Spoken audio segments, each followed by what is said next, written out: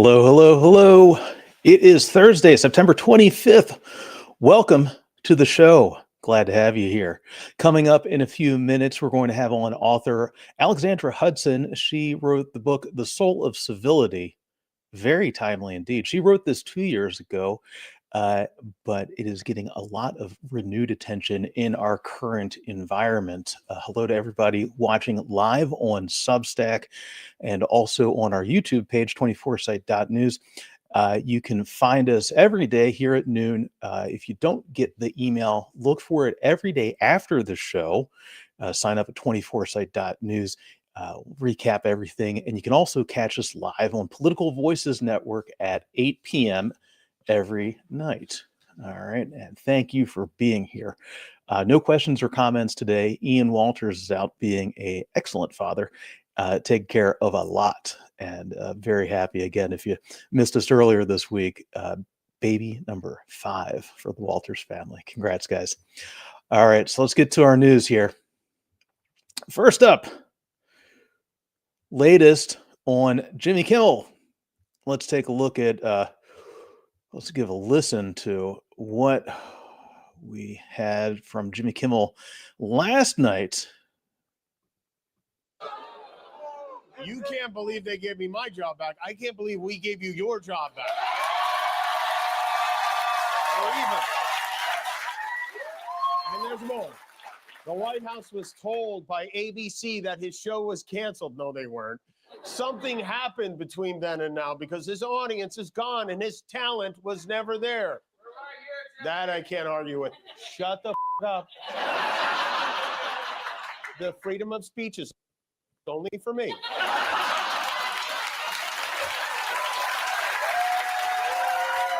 I do not interrupt the president.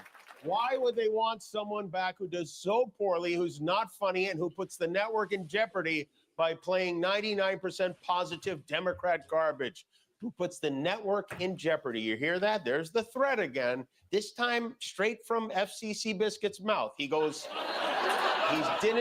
he says, I think we're going to test ABC out on this. Let's see how we do. Last time I went after them, they gave me $16 million.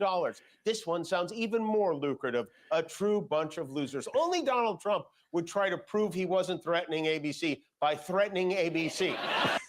This is so true, guys. Look, as I mentioned yesterday, really all week, and you have to be ready for this. We talked about this with Charlie Sykes last week. I was talking about this yesterday with Tom Hartman on the program. This is a never-ending battle for free speech as long as Trump is in office, and they're making that clear because, look, on the one hand, last week, Brendan Carr went out there and made a threat. Clearly, it was a threat. Say that they could do this, quote, the easy way or the hard way. All right. And then he comes out and says again, and this is very classic Trump world tactics, says, oh, well, that wasn't a threat. That's not the way it should be interpreted. But then says in a number of podcasts, according to reports from folks like Brian Stelter at CNN, other longtime media reporters, says, oh, well, now we're going to go after The View on ABC. So this is continuing, as we just heard here from Kimmel last night. And check out those numbers too, by the way, 4 million, just incredible numbers still through the roof. So this is an ongoing thing. Keep it here, folks. We'll be covering it regularly. That is our First Amendment, and it is our First Amendment right. All right, next up, Trump is going to be trying to get Comey here before statute of limitations runs out on getting him for allegedly perjuring himself before Congress with regards to, I'll tell you, this never ends, the 2016 election. I've been covering the 2016 election for a decade now. It seems I will be covering it for forever. Here's the latest from the New York Times. Glenn Thrush and Maggie Haberman, legendary team. U.S. attorney races to present case against James Comey. It remains to be seen whether a career prosecutor would be willing to present a case to a grand jury, whether jurors would bring an indictment. This follows on the scoop yesterday on this from Ken Delanian and Carol Leonnig at MSNBC that they would be going after Comey. President Trump's handpicked federal prosecutor in the Eastern District of Virginia, the former FBI, is racing to present a case against James B. Comey, the former FBI director, to a grand jury before a deadline early next week, according to officials familiar with the situation. Lindsay Halligan, former defense lawyer for Mr. Trump, who was hastily appointed after the president forced out her predecessor last week, is rushing to draft an indictment under withering pressure from the White House. The president has demanded the department go after one of his foremost enemies, even though career prosecutors determined there was insufficient evidence to indict Mr. Comey. Keep an eye on this, folks. This is developing throughout the day. We'll have updates on 24site.news as we go. All right. Let's just take a quick look here. Make sure we're good to go. Okay, so next up, we have an update here. Some very excellent reporting from Ken Klippenstein over on Substack, home of 24site news, I might add. You should, after you sign up for 24site.news, make sure you sign up for Ken Klippenstein's excellent newsletter. He has this on the ICE shooters politics. So Ken Klippenstein, share this. Here we go. Ken Klippenstein spoke with longtime friends of Joshua Johns and heard from them on who exactly this guy is. The deadly sniper attack, Klippenstein reports, the deadly sniper attack on a Dallas ICE facility this morning seems straightforward with, quote, anti-ICE engraved on unspent shell casings recovered from the scene, per the FBI. But after interviewing several of the alleged shooter's former friends, the picture isn't so clear. All right, and it goes on to show what Kash Patel said, what President Trump said, blaming the, quote, radical left, which I would note is not new. They've been saying this for months in regards to anything that happens, really. J.D. Vance, the same thing. Let's get to the original reporting here, which I think is very fascinating. Here is, and again, Klippenstein, this is a routine with a good source reporting, protects the identities of these folks because obviously they're worried about what might be directed at them online. All right, that makes complete sense to me.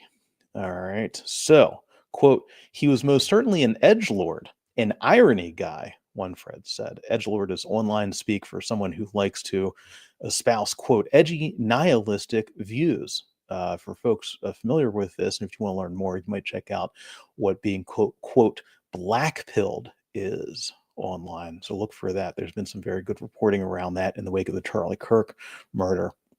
Asked about the inscription on the bullet, the friend said, quote, Josh was an edgelord, one who wanted someone to get blamed. I think he tried his best to write something goofy to rile people up. Another friend shared a Facebook post describing how John flooded his friends' comment sections with rape jokes.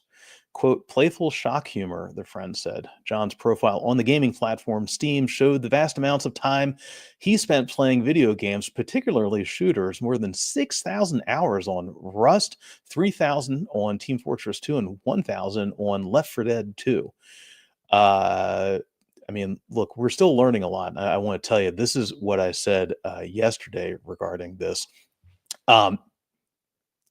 Don't jump. We cannot get out ahead of the reporting on this.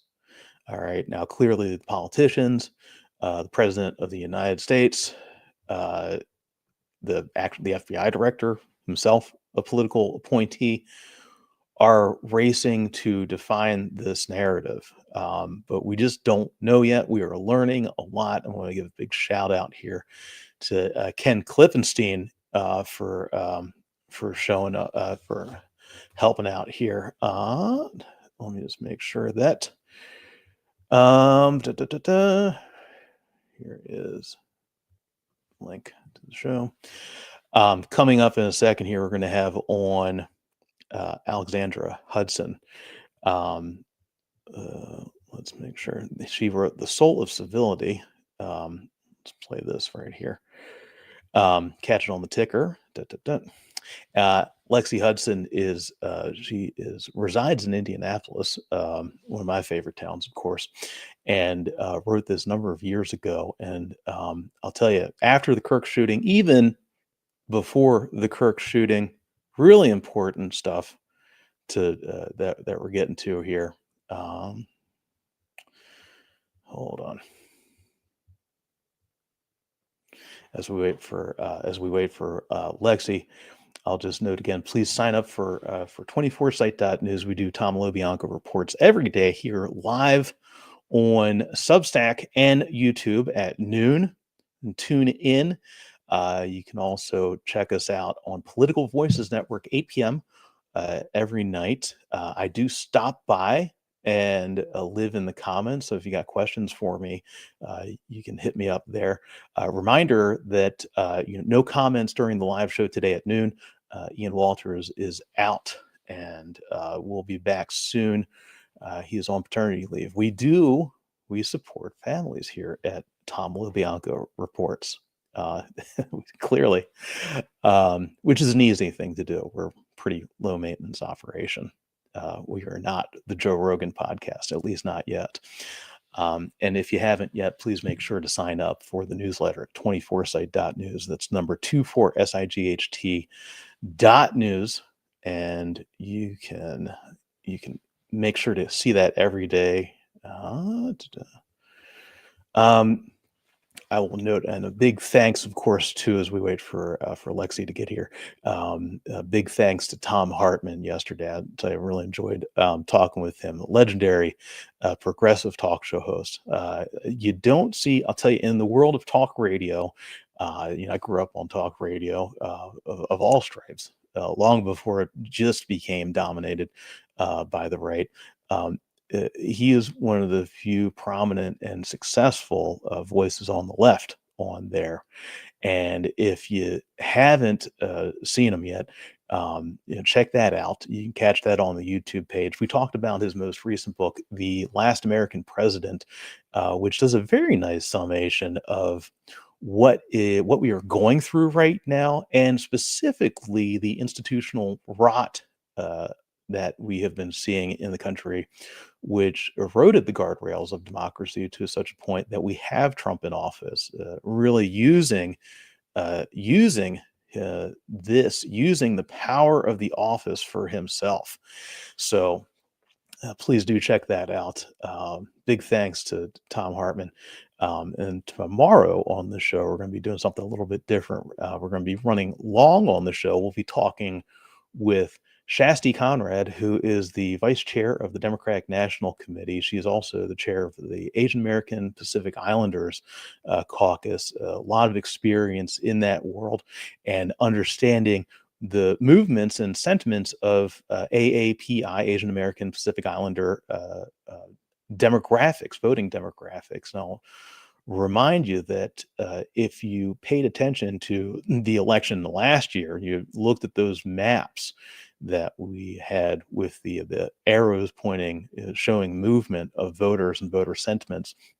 One of the ones that really gets missed the most is the Asian American folks who, with their voter sentiment, certainly in places like Virginia and New Jersey, which, as it turns out, have pretty big elections coming up in just under 2 months now. I mean, not even a month. And I would note early voting is already underway, at least in Virginia. I need to check in on New Jersey. So Shasti Conrad will be joining us tomorrow. Looking forward to that.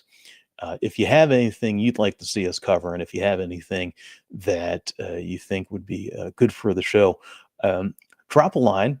You can just reply to the email. All right, I'll see that. You can also email me at tom@24site.news. It's TOM@24site.news. I'll see that. We're planning out next week's shows right now, and want to get stuff that you guys enjoy. All right, so look, I try to bring on folks who are good and helpful and have useful advice for us. All right. This is not Twitter. This is not, the crazy places, right? This is reporting. This is why we do that. And I would note, with that in mind, I would like to introduce Lexi Hudson. Hi, Tom. Thanks for having me today. Hey, how are you? I'm great. Thanks for asking. Thank you so much for being here. So folks, please do check out. Now check this out. I actually worked my own graphics today. Dut, dut, dut, dut. Boom. Wow, that's What's impressive. up? Man of many talents. Guys, if you haven't already, check out it's Alexandra O. Hudson. We call her Lexi.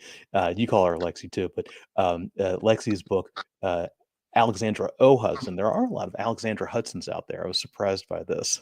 The Soul of Civility, and just really an important read, a thoughtful read at a time when so many people are not thoughtful. So, Lexi, why did you decide to write about this? Because you wrote it published 2 years ago, but I feel like it's more relevant, even more relevant now than when it published. That's certainly how it feels. And what I learned while writing this book is that this is not a new problem, this challenge of civility. It's not an America problem. It's not a Donald Trump problem, but this is actually a timeless human problem. And it emerges from a part of the human personality that we all share and we always have. And I wrote this book because I lived in Washington, D.C. I was in the swamp, and I felt personally, viscerally, the division, the dehumanization. I saw it, I observed it, I witnessed it, I experienced it. And I didn't feel a part of the solution in government, and I yearned to be. And so I fled DC. I came home one day and said to my husband, I'm done with toxic politics. I'm done with the swamp.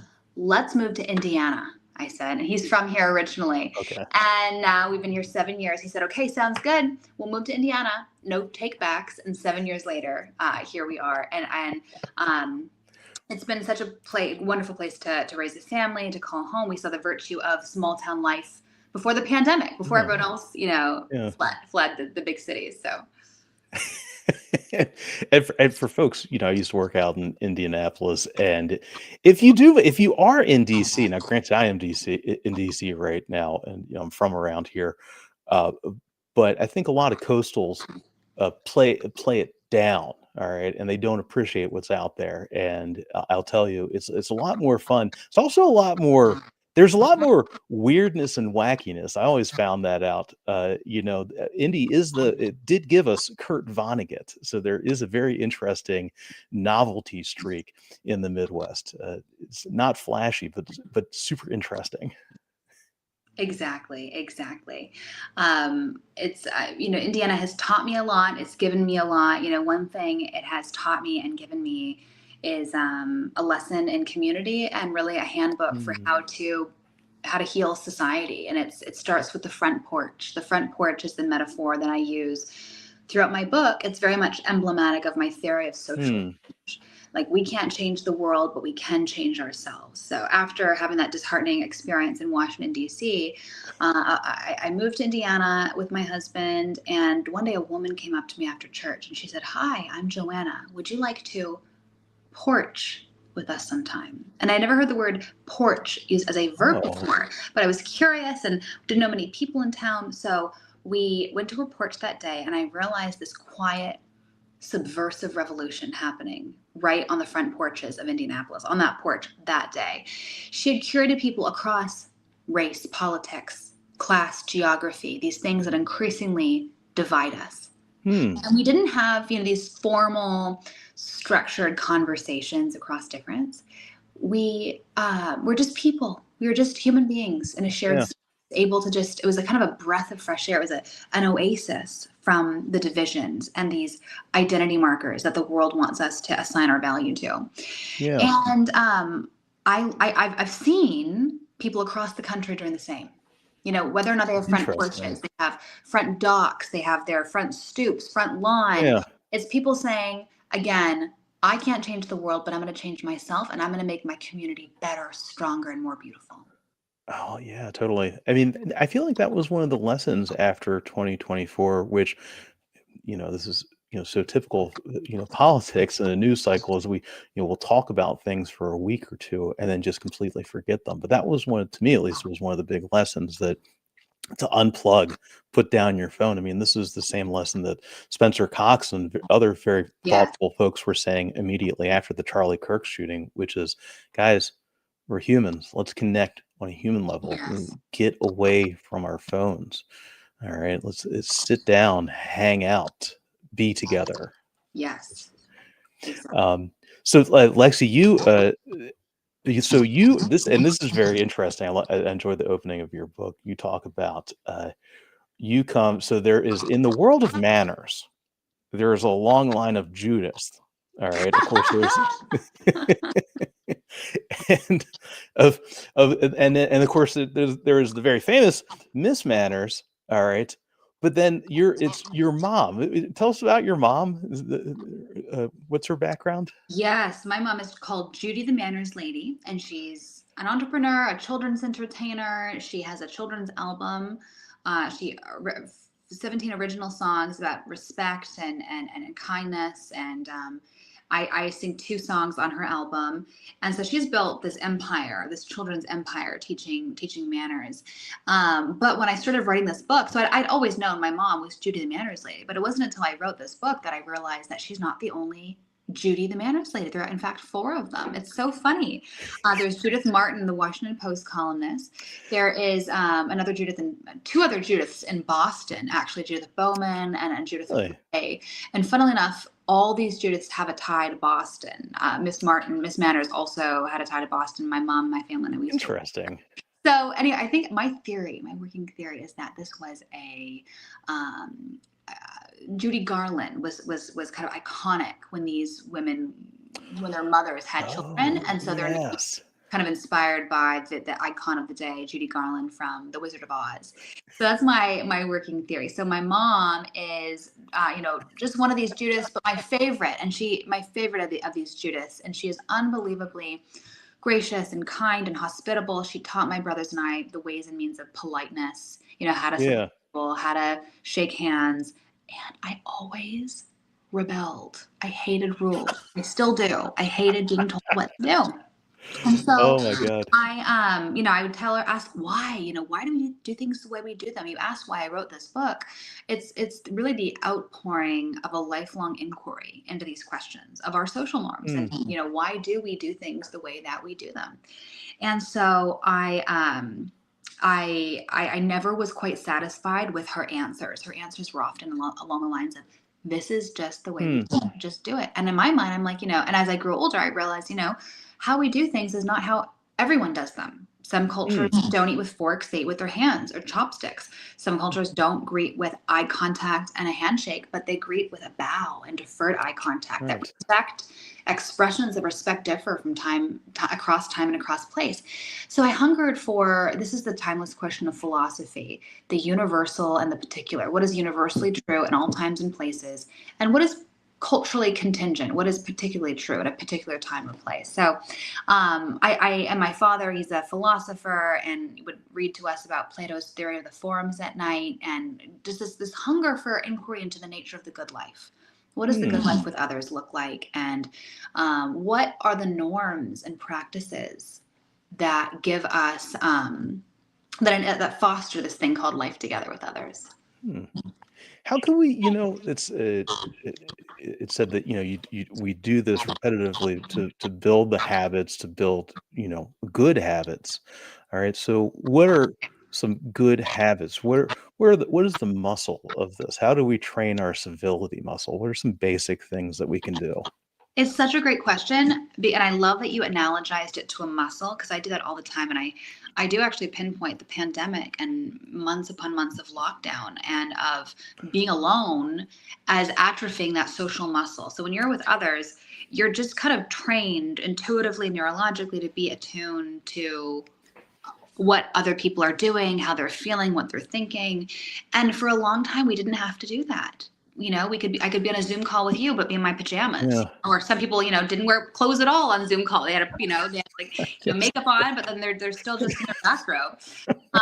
Or remember, this is totally unrelated, but remember that courtroom proceeding and one of the advocates turned into a cat. Like, if you have filters, you don't need to, wear clothes at all. So remember, he's like, I am not a cat. I promise. I can't fix it. I'm just not. It was so funny. Anyway, I do think the pandemic, it atrophied that muscle. Like I call civility the art of human flourishing. It's the bare minimum of respect that we are owed Hmm. to others by virtue of our shared dignity, our shared humanity.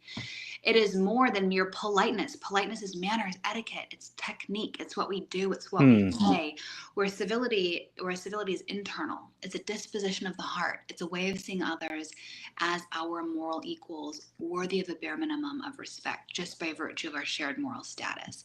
And civility is surrendering our ego, what we want in a moment, for the sake of others. It's considering the needs of well-being and well-being of others alongside of ourselves.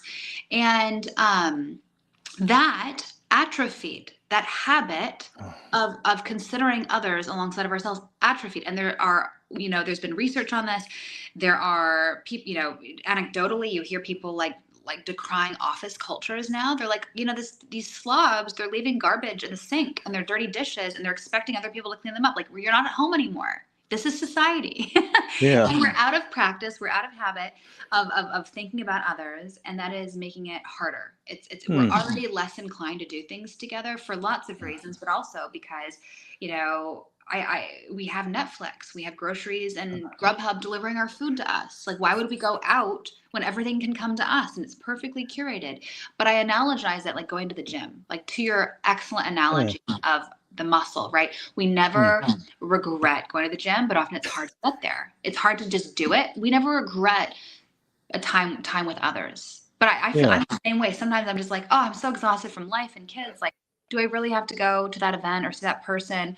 But I never regret it. Like, people are the best and the worst. But Blaise Pascal, my favorite philosopher, he said that the human condition is defined by the greatness and wretchedness of man. Greatness and wretchedness, both and. Wow. And that is certainly true, when it comes to the mundane things of life. Like, life together is beautiful. It's the good life. But people are so annoying and they're so selfish too.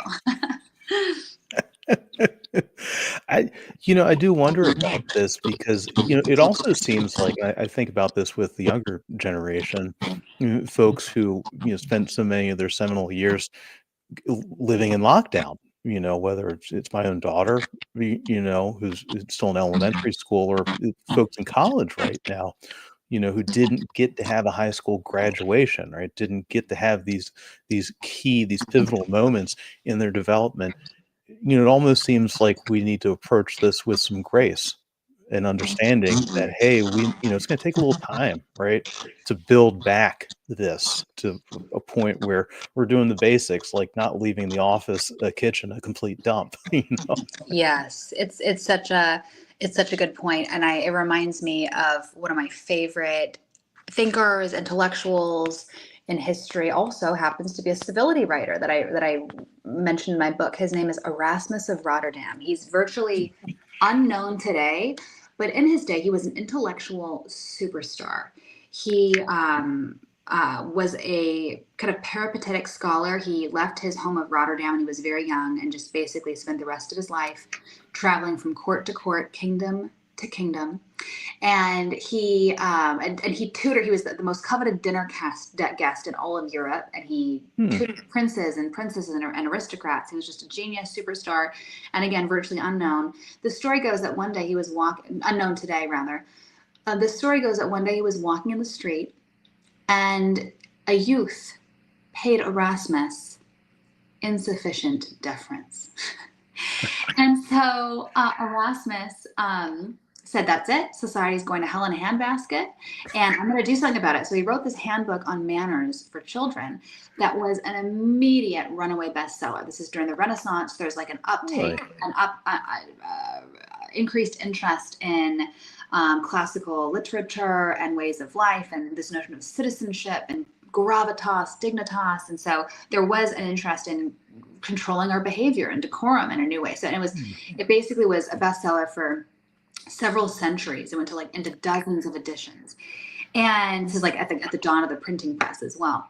And this book, it's the only etiquette book that I know categorized by body part. So there's a chapter on the proper, behavior of the nose and how to conduct the nose, chapter on the hands, chapter on the eyes. So for example, in the chapter on the eyes, Erasmus has a puzzlingly strong stance against winking, for example. He says, never wink, just don't do it. It is the purview of a mythological animal or a tuna fish. That's what Erasmus says. And so there are lots of fun, hysterical anecdotes that have like really stood the test of time. But the best one is my favorite. It gets to your comment on grace. He says, because he says the wellspring, he ends his book on manners for children. He says the wellspring of true civility can really be said in this aphorism. He says, readily ignore the faults of others and avoid falling short yourself. And I love that because it totally inverts what our souls do by default, which is blame. Our default is to point fingers. Our default is to, complain about what other people are not doing or should be doing. And he inverts that. He says, no, just focus on you. Focus on what you can control. Ignore how show grace to others, and you do better yourself. And I think that is such a word that we need in our current moment. Yeah, I think about this often in terms of, I've been covering politics for years, and, inherently a combative thing. All right. It's always been that way, but, even more so. But in this moment in particular, where it has really gone off the rails, and this is when I talk about with my friends, I talk about this with my own daughter. Certainly, as we face these questions, is that leadership is up to us. All right, we lead by example, and I love this. I love that. Well, I love that you're getting the exposure that we need right now in this country, right? The same way that we could spend all the time harping on the insanity of other people, I Yes. think we should just spend as much energy learning, hey, how do we be good? How Yeah. do we get better? How do we appeal to all of our better angels? Yeah.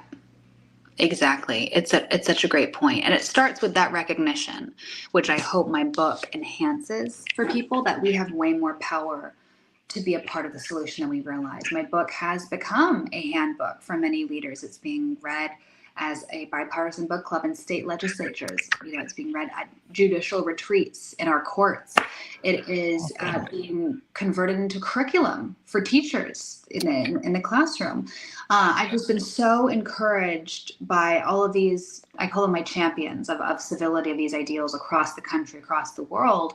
And I'm so excited that we are gathering many of them in Carmel this weekend. Carmel, Indiana has been one of these regions that has just so embraced my book and ideas. They started a whole nonprofit. A city councilor, Jeff Worrell, there started a whole nonprofit around, inspired by the ideas of my book, called Project Civility.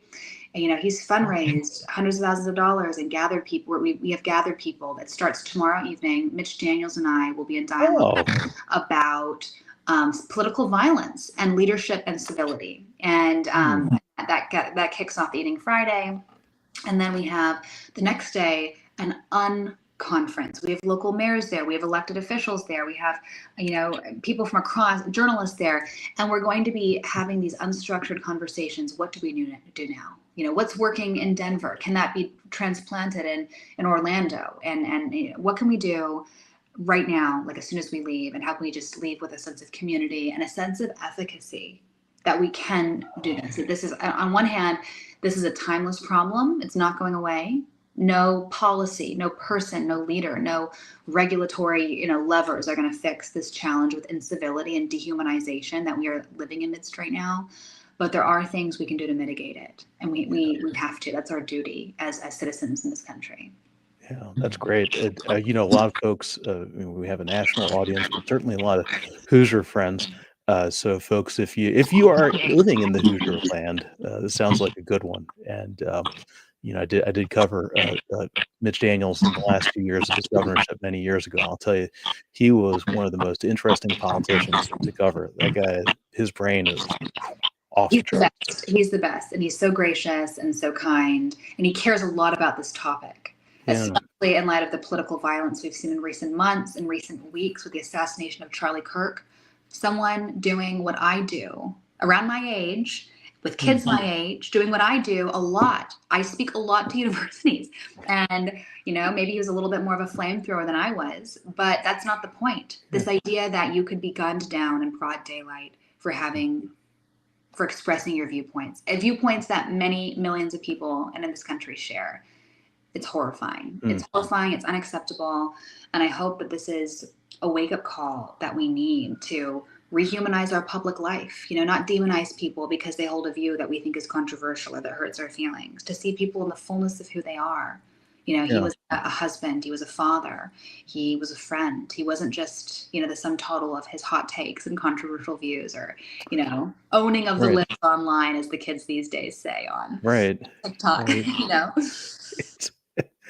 How would you recommend to handle something like this? Because,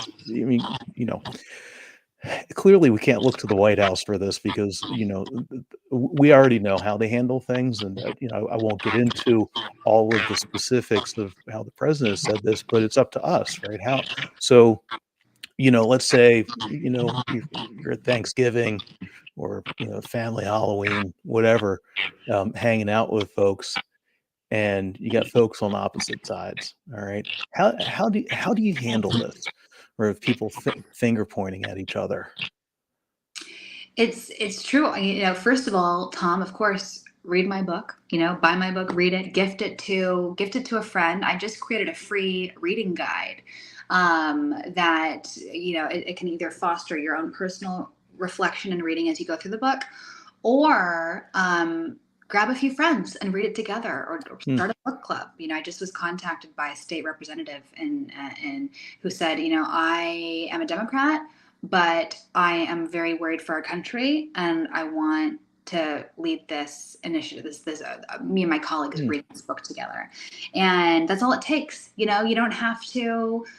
The watershed moments in life aren't grand gestures and grand speeches and declarations. That it's the small things, the small conversations, how we live day in and day out. And so we can all be heroes in the everyday. I love how Pope Francis, phrased it once, calling us to be artisans of the common good, that we can leave beauty and charity and grace. There's this great word in French, perfumery.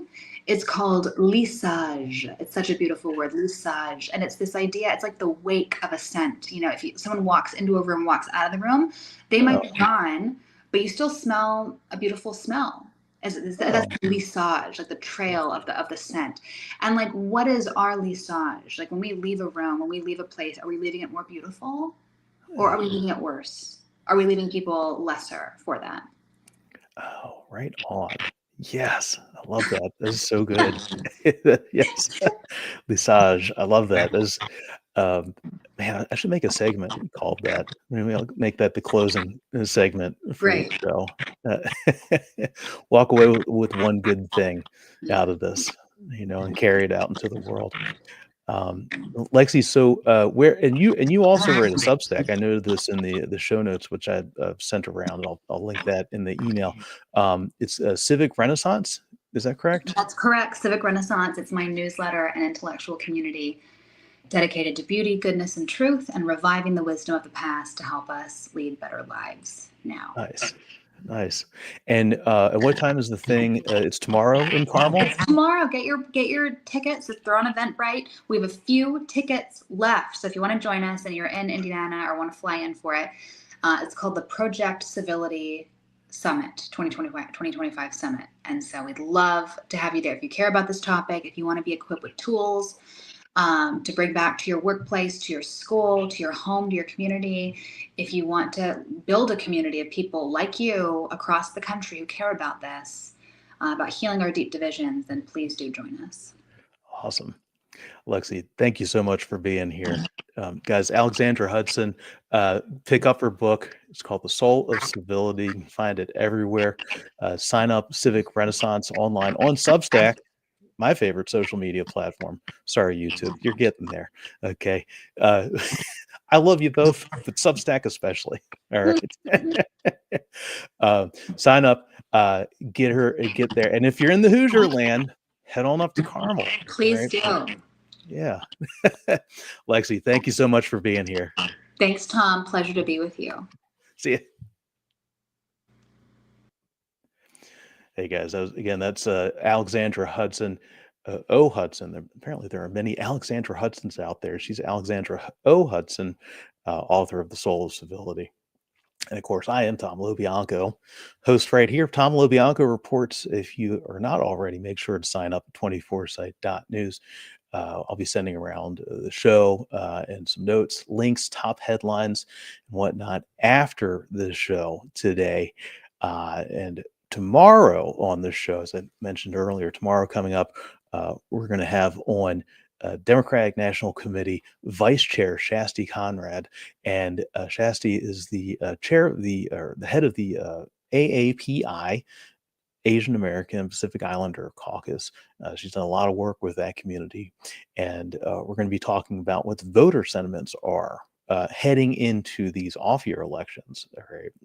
I really don't think the traditional term is off-year election. I really don't think that's even a thing anymore. I mean, we have these insane redistrictings going on right now. Love or hate it, where we are right now in this country is that politics is omnipresent.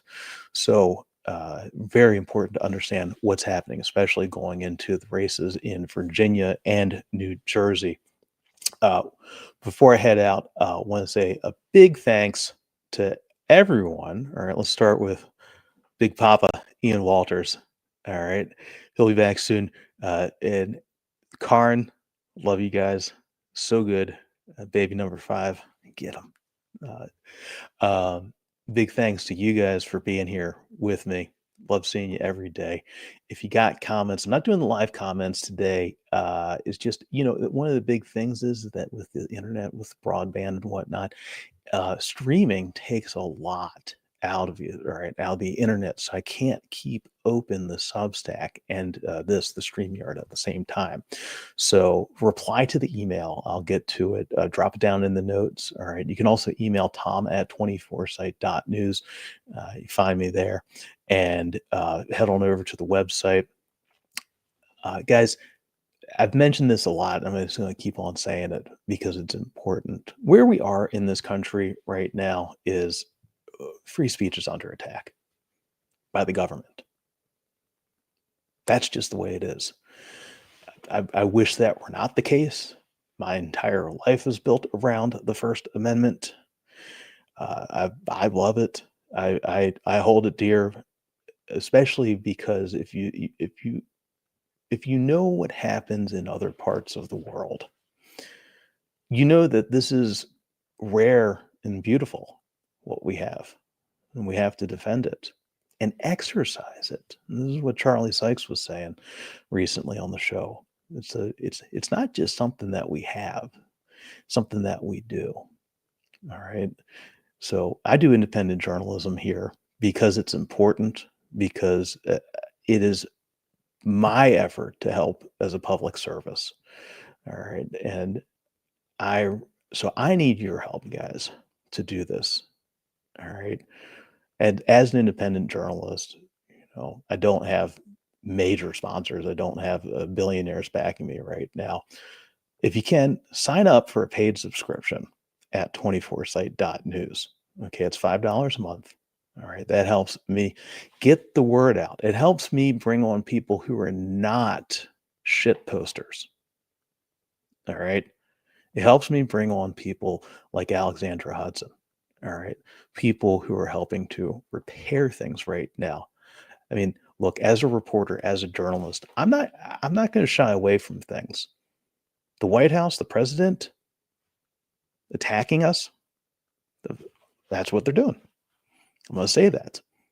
But I'm also going to bring on folks who are not screaming with their hair on fire. I'm going to bring on thoughtful folks like Alexandra. All right. That's why I do this, to help. And I need your help to do it. I want to say a big thanks to our sponsors who have been helping. Thank you, guys. Beth Solomon, the author From Fire to Fabulous. She worked in the C-suite. She used to work as a speechwriter for the old Georgia Senator Sam Nunn many years ago. And she wrote this book, From Fire to Fabulous, last year, before all the Doge firings, and I guess potentially future firings we might be seeing per the White House if there is a government shutdown. And it's a great book. It's From Fire to Fabulous. It is all about how to pick yourself up off your feet, how to dust off and move, whether that's getting back into a regular 9 to 5 job, building your own thing, what have you.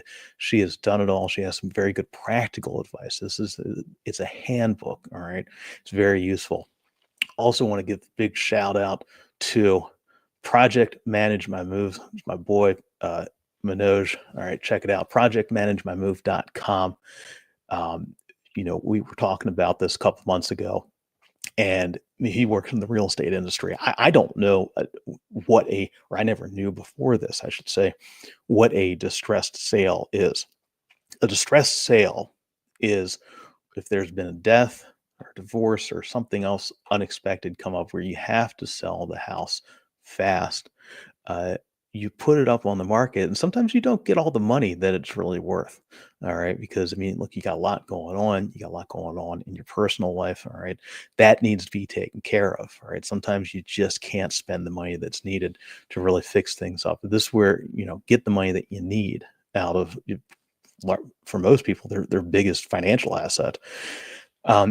This is where Manoj comes in with projectmanagemymove.com. So Manoj will go around and coordinate the contractors to do some very basic stuff for whatever house, your house, a departed loved one's house, whoever, whatever it is. Manoj will coordinate even stuff as simple as painting. All right. And by improving the look of the house, all right, just doing some very basic improvements, you can get tens of thousands of dollars more on that home sale. So check out projectmanagemymove.com. Big thanks to Beth and Manoj for supporting independent journalism. And again, friends, head on over to 24site.news. I need your help to do this. All right. It's $5 a month. If you want to buy an annual subscription, it is $50 a month. And that makes sure that we keep getting the news, that we don't have to sugarcoat anything. And also repair things. All right. Bring on thoughtful folks. I don't do rage bait. I don't do clickbait. I don't do any of that stuff, because what I hear from my friends and neighbors, and I suspect you as well, is exhaustion. That's why I do it this way. All right, guys. So thank you again for being here. Tune in again tomorrow, noon, and check out, if you showed up late today, if you missed any of this, you want to catch the whole thing again, tune in to Political Voices Network, where we air every night at 8 p.m. I'm Tom Lobianco. Thanks, folks.